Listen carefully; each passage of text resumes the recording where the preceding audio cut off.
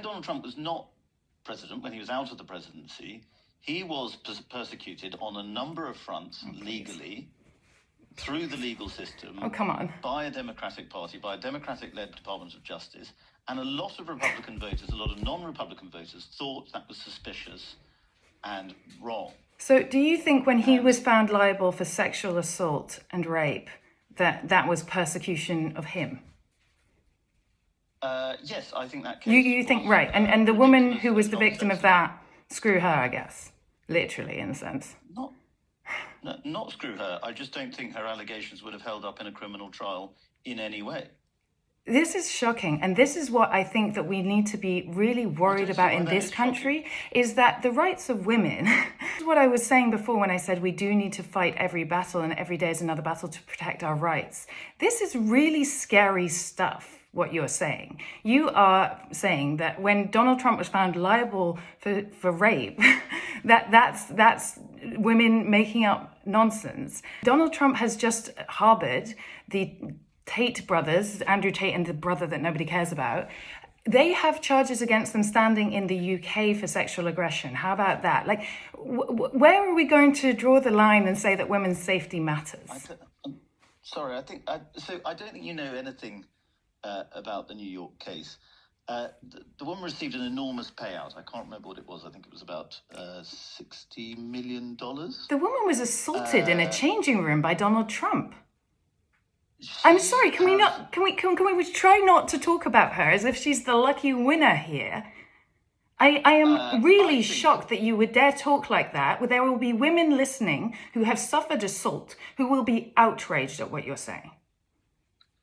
I think any fair-minded person who looks at that case will say that it would never have passed muster in a criminal court. This is why she had to take a civil case, because we know perfectly well that rape victims are constantly failing to prove their case to a criminal standard. That is why we have a situation in this country where, 1% of rapists actually ever get found guilty in a criminal court? The standard is impossible to prove, and that is why we have to approach this from changing culture. And when we pander to somebody who has been found credibly and accused by many other women too, we pander to him and we pander to the outright, outspoken misogynists of the Tate brothers as well. We are creating a culture that is very dangerous for women. It depends whether you think evidence matters, I think. I think the evidence is pretty clear that women do suffer sexual assault and rape, and that we are moving towards a world where it is more and more difficult. That happened allegedly in a shopping store in Manhattan 35 years ago.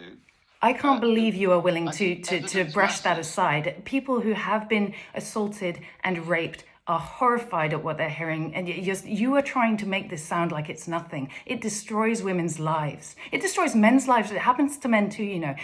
This is actually horrifying. You are minimizing an assault that ruined her life. Rape or anything. I just think if you do a little bit more reading about this case and you look at it in a fair mind, you would see why it would never have passed muster in a criminal trial. Criminal trials do not protect women from rape. We need a change in culture to protect women from rape. Do you agree with that we should change our culture to protect women from sexual assault and rape? I'm sure Freddy does. Of course, right. No. Yeah, I mean, this is an insane accusation. Well, hang on. I'm asking you a question. I'm not accusing you of anything. Zoe, let me ask you a question. A lot of what you say is absolutely spot on, Zoe, but let me ask you a question. What were your views on President Clinton? I was barely alive when President Clinton was in office. Literally, I have nothing to say about President Clinton. I have lots to say about how powerful men throughout the ages... To Christopher Hitchens' book, No One Left to Lie To, the Life and Times, or the lies of William Jefferson Clinton, and there's some grim stuff in there.